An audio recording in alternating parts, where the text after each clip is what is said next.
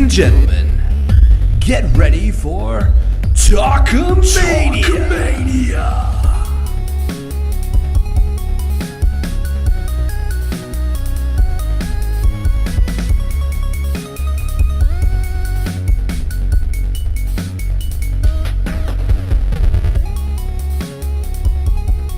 Ladies and gentlemen, welcome to another wacky wild adventure on Talkamania. I'm your host Desmino, here with my left nut, J-Bomb. Left nut? That's what I'm getting this week? Left nut? Damn. Left nut, it's my preferred nut, better than my right nut. I don't know. I like a little special place for the left nut. A little special place for you. Okay, I'll take it, man. So, good week? Crazy week. How you been? Good week, crazy week. I've been good. Things have been good. It's getting cold in Canada. We're heading into the winter, but along with heading into the winter, got some cool pay-per-views coming up, and Survivor Series is one of them. And we're heading into Survivor Series. This week was the go-home show for Raw and SmackDown, and a lot to talk about, a lot to go over. It's our Survivor Series special. We'll be talking about the matches, our predictions, and some events leading up to the match. But beforehand...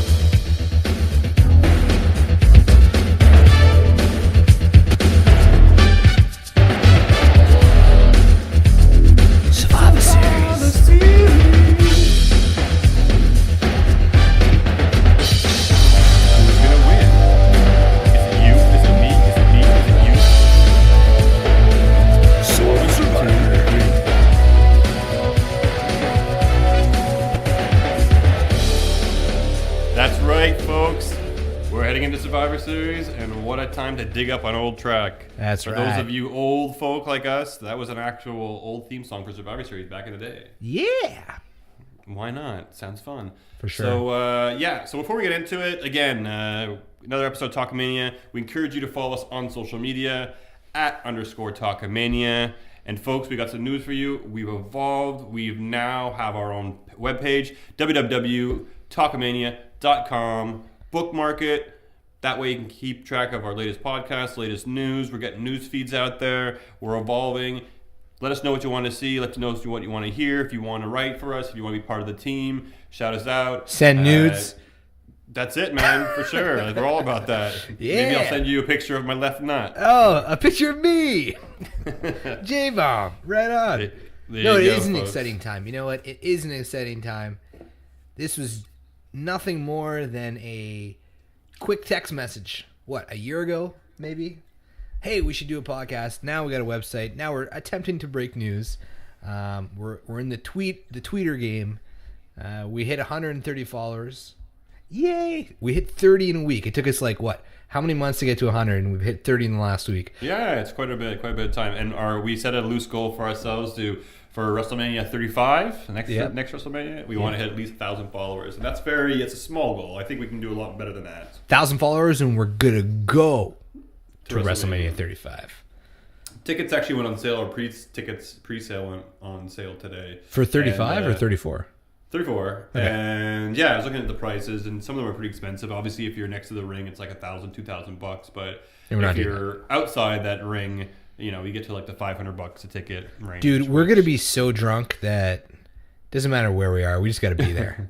Really. We just got to be there. We just got to be there, right? We just got to be there. Yeah. All right. So let's jump right into it. So before we jump into it, into the matches themselves, a few tidbits of news here and there. One coming hot off the press, we'll mention it today, is the release of James Ellsworth. So no chin. No chin got let go. I saw an amazing tweet or GIF on the internet today. I might have to retweet it afterwards, or I might have already actually, where AJ Styles, when he was feuding with James Ellsworth, he grabs him from behind and puts him in this rear chin lock, and then James Ellsworth just slips out, and AJ Styles looks confused.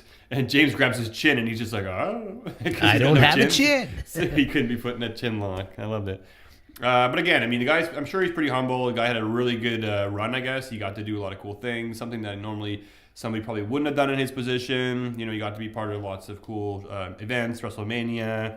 So, and coming off of this, too, the guy's price for the indie scene is going to skyrocket. Yeah, so, for sure. Exactly, man. He's got everything great to enjoy and to think about. So, wish him nothing but the best. But yeah, that was one big piece of news this week. Another one was Paige and her quote-unquote debut. Paige. Lack thereof. debut. Right, so I don't know what happened to that. There's lots of speculation. Maybe she's just behind the scenes. If they wanted to use her, they weren't sure what they were going to do. They wanted to reintegrate her. I'm not absolutely certain. I know she posted some pictures were posted of her arriving at the arena, and then she took some Instagram photos with Alicia Fox. Some people say it might have soured the favor of the management behind the scenes and decided to hold off on debuting her. And some people also think that it's to throw us off and she will really be debuting on SmackDown. Now remember, for those of you who watch SmackDown, there is now an empty vacant spot for somebody to fill. But we'll get into that shortly enough. There's an empty spot to fill on SmackDown? Yeah, I mean, because we saw the title change where Charlotte won the championship, and they didn't immediately go ahead and say Natalya had won that, had gone to that spot. You initially thought, okay, it's easy to swap the two. Oh, that spot. Okay, no, I see what you mean. Okay, and they didn't say it, and the fact that they didn't say it kind of makes me feel like Natalya's not going to be the one to fill the spot, because they could have easily just said Natalya's filling the spot. Yeah. So in my we still got days. They're probably going to do a stupid tweet. Or it's going to be Paige. And I mean, maybe it'll be Paige. I mean, and on that note, I mean, we can start jumping into the matches right away. And I mean, again, this is the women's SmackDown versus Raw match we're talking about here.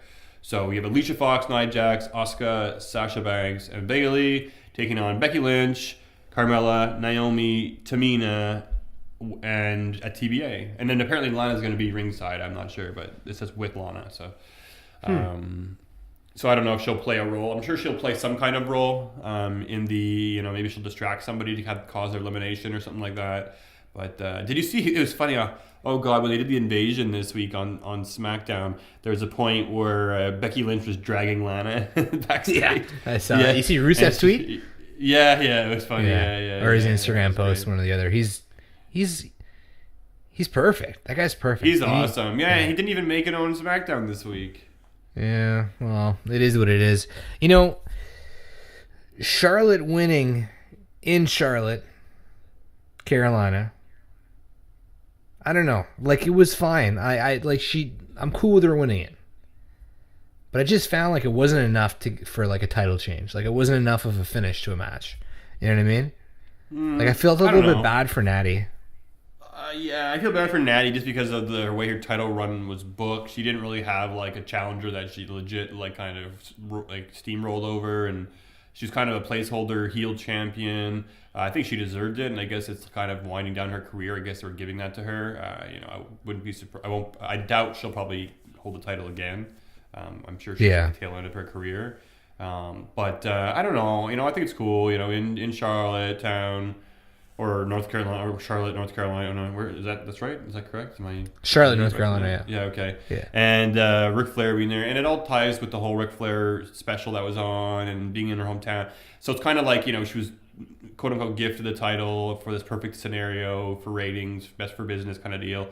But regardless, Charlotte definitely, she is one of the best talent on the roster, and having her as champion definitely not going to hurt the brand. And I hope to see her as a heel though, because I love heel Charlotte. She's really amazing. Now her being nice and drinking tea and whatever. The match itself was actually pretty good. I enjoyed it. I thought the girls put on a good show. Started off a bit slow, but it picked up steam, and I won't complain. I thought it was pretty cool. And yeah, now we see a change in the Survivor Series match once again. So we'll get to the match that Charlotte's going to be in, but before we do we want to go ahead and make any bold predictions on what's going to happen during this match? During Charlotte match or during the Survivor Series elimination? The Survivor Series elimination match. I don't see how it's possible for Raw to lose it.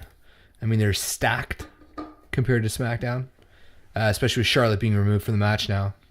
Well, I think just having Asuka on Team Raw, that's it. Who's going to win. That's pretty much it. And unless there's some kind of like disqualification or something. Yeah, I mean, unless there's a return of Paige, like you mentioned on SmackDown, I think it's pretty obvious Raw's taking that one. Yeah, because that's the thing. I mean, if you look at it, right? So let's say you have Paige return onto SmackDown, right? Well, then she's going to have to lose because I think Team Raw is inevitably going to win. Unless, like I said, something happens where Asuka gets DQ'd, counted out or something. I'm pretty sure Raw is going to be taking this one. Now, I predict Alicia Fox is going to be the first person eliminated, and quite quickly. Yeah. And then, Nia Jax will probably take a couple of them to do their finishers or to do something, but maybe she'll stick around a little bit longer. But yeah, I mean, you got Carmella, you got Naomi and Tamina, who are, the weaker of the bunch. I mean, Naomi's pretty solid, but, she can easily be, probably taken out. But I also hear this strong rumor that it might not be Paige, it might be Nikki Bella. Ooh, that'd be awesome. Because John Cena's returning and Nikki Bella's coming back. I would be not amused. I wouldn't be too thrilled. And with her Dancing with the Stars thing, she got eliminated, so now she's free to come back. That'd be fucking awesome. Yeah, I wouldn't be surprised. John Cena's gonna come. She's gonna fly in too and watch her take the spot. And I don't know. I wouldn't mind if it comes down to Asuka, and then Asuka just chokes the shit out of Nikki Bella. Watch Nikki Bella beat Asuka, and then you will melt. I probably will not watch wrestling for a week or two. If that's okay. Yeah, but you could look, but you can't touch. Yeah. No, I mean she's. If Nikki Bella was the one, I thought I had a problem with Paige being the one, but Nikki Bella, if she came back to beat Asuka, I mean, anyways, they're not gonna have her beaten so quickly anyway, so I'm not worried about that. But yeah, we'll see what happens. Again, my pick, easy, fair enough. Team Raw. Yep. Cool. All right, so we were talking about Charlotte. So we'll go into Charlotte's match. Charlotte is now going to be paired up against Alexa Bliss. Yep. It's going to be an interesting matchup because you have a giant versus a midget. Exactly. So I don't know how these two are going to coexist, or not coexist, sorry, but they're going to, what kind of chemistry they're going to have with one another. But I am interested to see the match just based on that alone, on how they're going to rank or match up amongst each other. Amongst each other. It's going to be, it's either going to be a complete train wreck, or it's going to be fucking amazing. Alexa Bliss is good in the ring, but she hasn't really had a match for me where the match is memorable. You know what I mean? Charlotte has, no doubt. So I'm hoping Charlotte can bring Alexa to the next level, because Alexa's great in the mic. She's good in the ring. She plays the crowd really well, but she doesn't have anything that's too spectacular. She doesn't do her Twisted Bliss anymore, or half the time she doesn't do it. That head stomp, I like that she does. The head stomp is good, but it's bratty like her, right? It's bratty, yeah. That's what I mean. She's good at working the heel moves and working the crowd, but it's just she hasn't done anything that's been super memorable in the match. So I'm excited to see what they can do. I had always thought that they would try and keep Alexa Bliss and Charlotte separate just because of the size difference.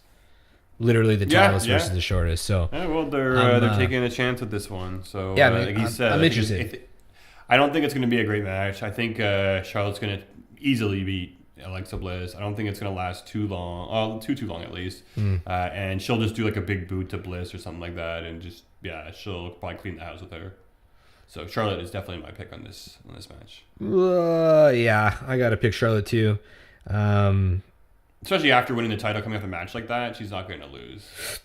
Yeah, no, I agree. Unfortunately, I'm betting against Bliss, but yeah, no, I'll pick Charlotte as well. I prefer Bliss. I like her better, but I mean, going back to what you're saying, I wouldn't say, okay, I would take it down a level from what you said. I wouldn't say she's great in the mic. I would say she's good in the mic, and I wouldn't say she's good in the ring. I would say she's okay in the ring. She's obviously better than quite a few of the women in there, but again, she hasn't had those matches that have been memorable for me. So I want to see that more out of her, and some more really signature moves that are really nice to watch and look forward to each time. Yeah, she doesn't do as many of those, and I'm not knocking her. I mean, she definitely is good on the mic. She can handle herself on the microphone, but she's just doing the same thing over and over now, where it's just kind of she'll be okay, and then she'll say, oh, they're old, or it's these Valley Girl. She's a brat. Bratty Valley Girl. I want to see more depth to her character and less eye-rolly, and I don't know. I mean, I guess she'll evolve over time, but see, that's what I'm afraid of. I don't think anybody's going to evolve over time, because there's not much that they can do. They're so limited in what they can do. I mean, all of them, they've all been like that. You know what I mean? Even Charlotte. I mean, when she was a heel, she was great, but it's still got to repetitiveness, because they can't cross lines. Honestly, this PG era is killing me. I just remember the segment, like every segment that Charlotte would come out week after week. I'd be like, oh, I hate this girl. But then she'd come out on the microphone and you'd hate her, but you'd be like, man, she is the queen bitch. Like she is awesome. She's a really good heel. And like you'd look like, kind of like when Kevin Owens would come out on Raw every week. You'd be like, oh, it's the Kevin Owens segment. Oh, it's the Charlotte segment. And now it's like Charlotte's just kind of like lost in there. No, Charlotte's definitely not. She's not good as a face, but her becoming. The timing of her becoming a face saved us from getting bored of her being a heel. So it did come at a good time. It did serve a purpose because we're going to be so excited when she turns heel again. Yeah, no, that's a fair point. So we'll see where it goes. But yeah, 100% Charlotte. 100%. Cool. All right, let's drop down to a little bit of a snoozer here into the pre-card match. Enzo Amore versus Kalisto Part 9. Who gives a fuck?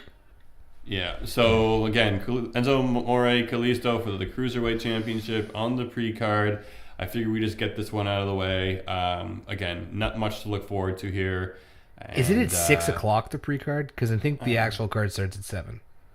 6:30 maybe. I don't know.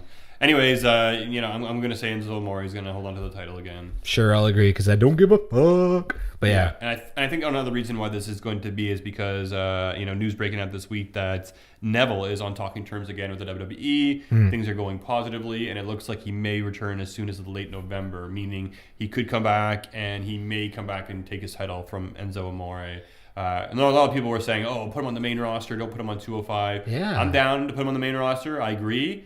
But where are you going to put him? He'll get lost. He'll become a jobber. And I don't know. Just let him run the Cruiserweight division. He was doing it before. And, actually making the Cruiserweight division, relevant for a while. Honestly, dude. I'm just worried that they won't use him right and they're going to screw him up. The Miz is amazing. Have him come in. Have him beat the Miz. Have him go on an IC reign. He can pull it off. Yeah. The Miz doesn't need the IC title right now. I think the Miz needs the IC title for sure. I think he could survive. When he doesn't have that title, he kind of disappears. As long as they can come up with a good story for him it's got to be a personal story. He just needs a crutch. That's all he needs. He needs a good story. He doesn't need a story if he's got the IC title. If he doesn't have the IC title, he needs a story. Yeah, he needs a crutch. I know what you mean. So, I don't know. I mean, he can't come back to 205, man. It's such a waste. Yeah. Boring. Yeah. Well, anyways, on that note about the Miz, we have the Miz versus Baron Corbin. You have IC title, IC champion versus US champion. I don't know, the lead up for this match has been more social media based. It's funny watching on SmackDown this week Shane McMahon's little prep talk before Raw. His motivational speech, like he's trying to win a run for office. And I was trying to watch everybody's facial expressions, and Baron Corbin looked like so awkward half the time. Sorry, I had to sneeze. We're live, folks. Yeah. Half the time when they were saying things, Baron Corbin was like, I was looking at the end when they were like, "Smack down rocks," and to see if Baron Corbin was going to start singing, and he didn't at first, but then later on he kind of started doing it. Did you notice the two guys in the back? Yeah, Cologne brothers. I'm talking about Sammy and Kevin. They were sitting there like super grumpy faced. Were they not participating? Yeah. I didn't even see them. You just saw their heads. They were like, "Oh yeah, yeah." It was hilarious. You see, it's funny at the end though. He walked out too when Shane was getting his ass kicked. They just were like, "See ya." So I'm wondering what's going to happen to them next week, and if maybe they're going to be shipped over to Raw. So they're legitimately not on the card. No, as far as I know, they're not unless they get put in during the pay-per-view at some point. They come in and they're saying, "Hey, you know what though? Like, if I was Kevin Owens, I'd rather not be on the card than be put on the pre-card last minute." Of course. Now, that's how boring the Miz versus Corbin is because we just completely started talking about something else. But let's keep Kevin and Sammy in mind when we talk about the main event because I think it might get tied into that. But Corbin and Miz, who do you got? Yeah, this was one of the ones that, for me, was a little bit harder to tell. So I think, if I was to say who would win between the two of them, I'd probably say Baron Corbin. But I'm also saying, Miz has been putting a lot of hard work, and he's been doing really good lately. The WWE might pat him on the back and say, look, you know what? You'll be the winner of this match. And at the same time, he's going to go up against Braun Strowman in the near future for the IC title. That's what the rumor is. So I'm seeing that the Miz might benefit better by winning this. For sure. It's kind of hard because you have a heel versus a heel, and that's not very often where you have these matches. You know, it's really tough. I think it's an easy one. I think it's got to be the Miz. Baron can take a loss. He's young enough in his career where he can take a loss where it's forgettable. That's just me. Yeah. Okay. And like you said, I'll go with the Miz. Yeah. Like you said, if the Miz loses to Corbin, there's not even a point to him fighting Braun. Right, but keep in mind, folks, he also has Curtis Axel and Bo Dallas. That's it, you know. The Miz Taraj is going to get all dirty, and Corbin's a bitch and he has no hair, and fuck him, he has to lose. That's it. And I remember also like when when Shane McMahon was talking, he was like, "Who's our last member of SmackDown?" They're like, "John Cena." And it's like, "Woo!" And Baron Corbin was like, "Yeah." And it's like, dude, that guy cost you your championship, man. Didn't you hate him? What happened? Yeah, it was a whole weird thing. And John Cena not being on SmackDown was stupid too. He should have totally been there. Yeah. Like, what the hell? He should have totally been there. He should have came and like helped protect him from the invasion. Yep, I guess he had better things to do. So. Like bang Nikki Bella. Gross. Actually, not really? Gross. I would. Yeah, not, come on, dude. Gross. You can look, but you can't touch, right? I don't like her personality. I think she's a flake. Who cares? It's not even a Bella thing. Like I don't mind Brie. It's just like Nikki Bella. I just really don't. I love her. I love them both. I love them all. Okay. All right. So Raw Tag Team Champions Cesaro and Sheamus versus SmackDown Tag Team Champions the Usos. Usos. Yeah, where are you, Diego? Yeah. So this is another match that kind of got switched on us last minute because we had Cesaro and Sheamus beat the Shield for the tag titles and are being put in the spot to fight the tag team champions now. So I think this is going to be a really cool match. It might be one of the better ones on the card. For sure. Definitely, these are guys that can bring it, and I've brought it before. Going to be an exciting match. For me, I'm going to say that Cesaro and Sheamus are going to walk away with the win. Really? Yep. I'm on the Usos team. I kind of feel like, Cesaro and Sheamus need a little bit more credibility added towards them. They went through a bit of a losing streak, lost the titles. Cesaro also lost his teeth. So, but I also know that Triple H likes his boy Cesaro, likes his boy Sheamus. So I think he'll give him a little pat in the back and some good luck going into it. And I see Cesaro and Sheamus, the Bar, taking this one. I just feel like there's so many wins for Raw at this point that's going to be the match that they're going to balance it out. I think the WWE is big on the Usos, and I think they're going to pull it out. And the Usos are sick. It'll be a bigger pop. I think the fans like them better. They're okay. In terms of like watching them wrestling, it's really exciting. But on the mic, I can mute it sometimes. Really? Yeah. Lockdown. Oh yeah, we got the tag team division on lock. Welcome to the Uso Penitentiary. Hey, Us. No, I love them, man. I just don't know if they're face or not. I can't tell if they're face or heel. It's weird. I just feel like if you had like somebody go on the mic and like they had like a rap battle and like the guy blew them away, they would literally probably start crying because they just seem like they're like really phoning it in. I don't know. They suck at the rap battles, and I'm happy they dropped that whole shtick. But I like them. I don't see a better tag team in all of WWE. To tell you the truth, in ring, I don't see a better one. All right, on the flip side, we got the Shield versus New Day. Yep. Everybody agree the Shield's winning this one? Yeah. Roman Reigns comes back. I don't see why there wouldn't be. I mean, I don't know. Single-handedly, who could really take out any of the Shield? Now, what they should have... It'd be cool if it was an elimination match. That would have been cool. Yeah. You know what they should have done on Raw this week? They should have made Roman fight Bray. And made it like, you gave me meningitis. Like that would have been a good storyline, right? Honestly, Roman cut a good promo, man. I gotta give it to him. His return, it's working. I know people are like, oh, you're just using the Shield to put Roman over. Yeah, well, it's putting Roman over, so relax. Roman is 1,000 times better than he was months ago, in my opinion. So.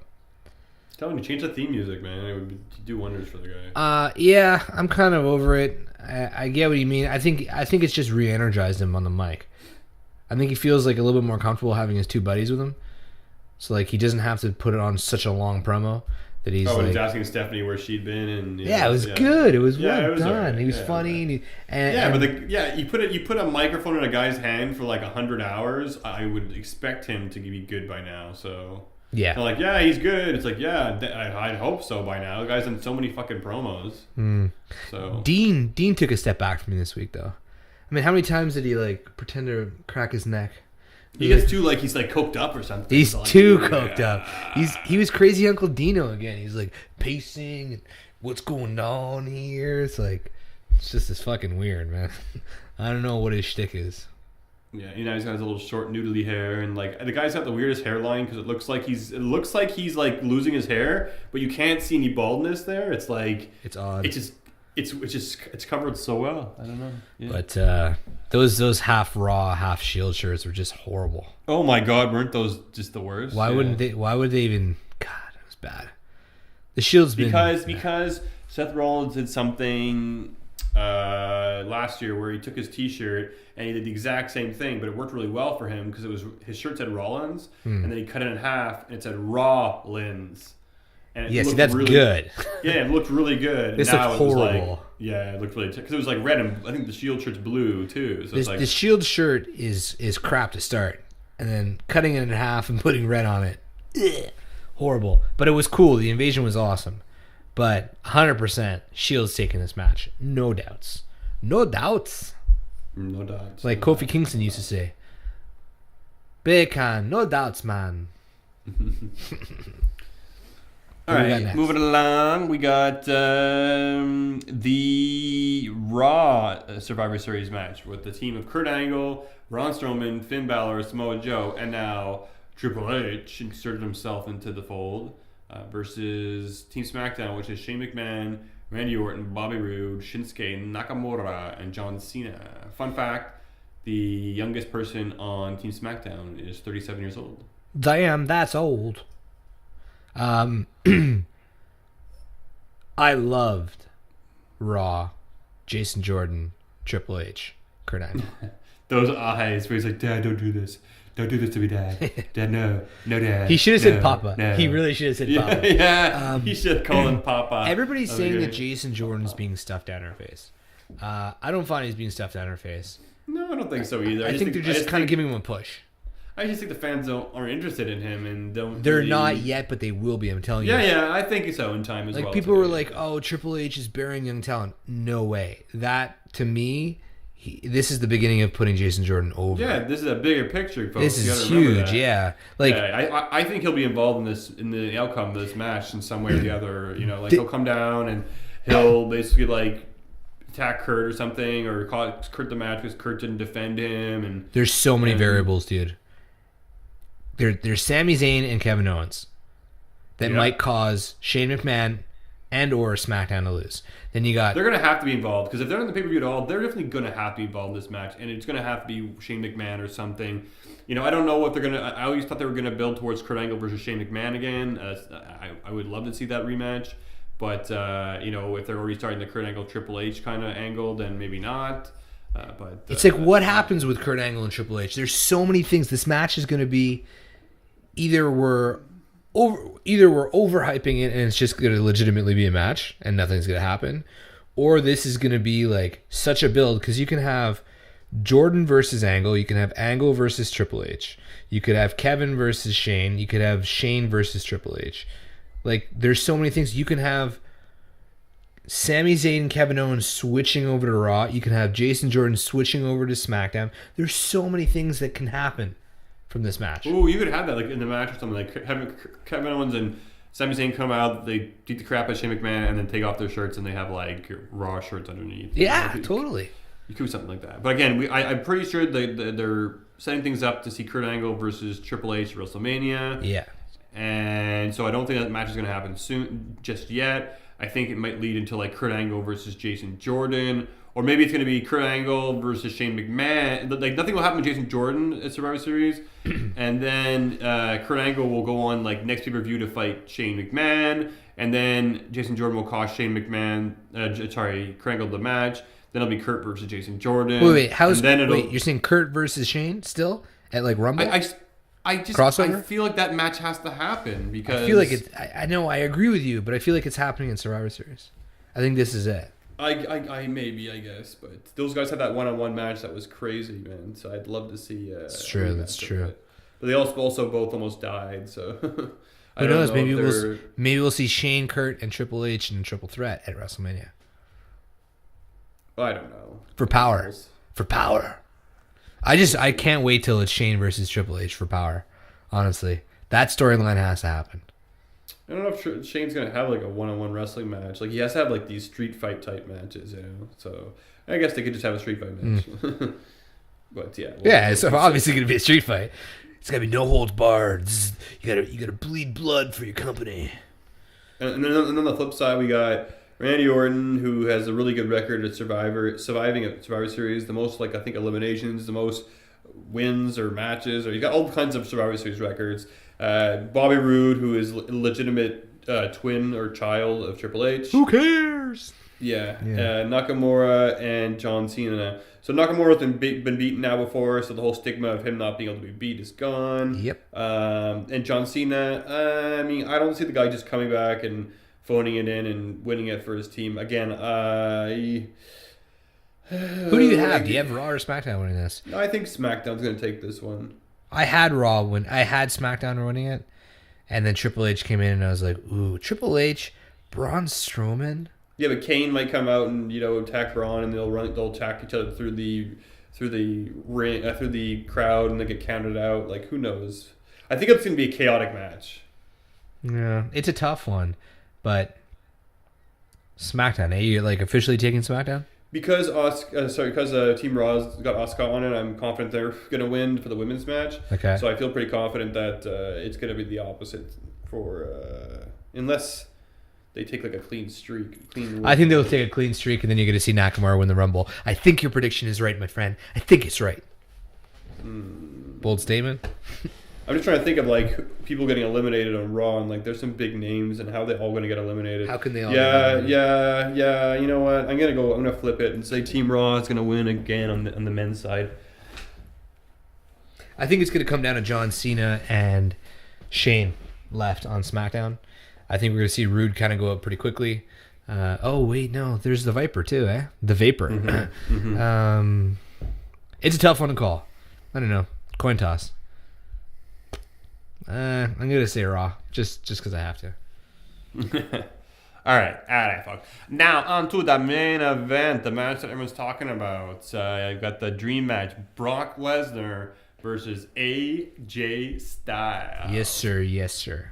So I think this match is gonna be interesting. And I mean, you know, you have this guy who's a beast. He likes to throw people around. He's gonna throw AJ around. I hope he doesn't break him in half. It doesn't take years off of his career. But I see AJ trying to bring it to him, acting fast, getting a lot of quick upsets. Or sorry, a few false finishes, and almost getting the upset on Brock Lesnar. But ultimately, you know, I think, you know, it's pretty safe to say I believe Brock Lesnar is going to walk away winning this one. Yeah, I mean, it's all leading up to Roman Reigns beating the only guy that can't be beat, right? So, I mean, I don't know what to expect, because this is going to be a little bit different than everything that Brock Lesnar's been fighting, like, since his return. Like, AJ's easily the most athletic guy he's fought. So... Well, that's why it's so interesting, because it's going to be a really unique matchup, and then I'm going to be intrigued in the way to see that Brock Lesnar handles AJ Styles. Like, he might get lost, he might get confused, you know. I don't know, he looked like he trimmed down. Like, he looked like he was in pretty good shape on Raw. Like, he didn't have his little, like, double chin that he's had the last few fights that he's had. He looked pretty slim. So I'm wondering if he's not going to... Because he was a great wrestler. Like, in his first he used few to be, runs, and then he just gave up, and he's like, nah, I'm just going to throw people around. Yeah, now he just, like... So I'm wondering if AJ's going to... Like, you know, the whole... the way that he was going to make him quit mentally and all that kind of stuff. Like, I'm wondering if they're going to play off that, and we're going to see a little bit more wrestling than we're used to with Brock Lesnar. Yeah, that'd be great. I'd love to see that. I just want to see the suplex backflip. That's what I want to see. I want to see AJ land on his feet. Yeah, and it'll probably end with like a phenomenal forearm into the F5. 100%. Yeah. So, anyways, we'll see. But that's it in a nutshell. So, that is your Survivor Series rundown once again. That's all the matches, yeah? Fuck, it's going to be super long. Enzo Amore and Kalisto, picking Enzo Amore. We both got Enzo Amore. IC champion, The Miz versus Baron Corbin. We both have The Miz. That's right. The Miz Taraj. Team Raw versus Team SmackDown. Men team. I think we're both going to go with Team Raw. Team Raw. And same thing for the women's. Team Raw versus Team SmackDown. Team Raw. Team Raw. AJ Styles, Brock Lesnar. Do we predict it? Well, yeah, I'm Brock Lesnar. God damn it. Yeah, okay. I would love AJ Styles to win this match. I just do not see Brock Lesnar. What about the tag teams? What are we picking the tag teams?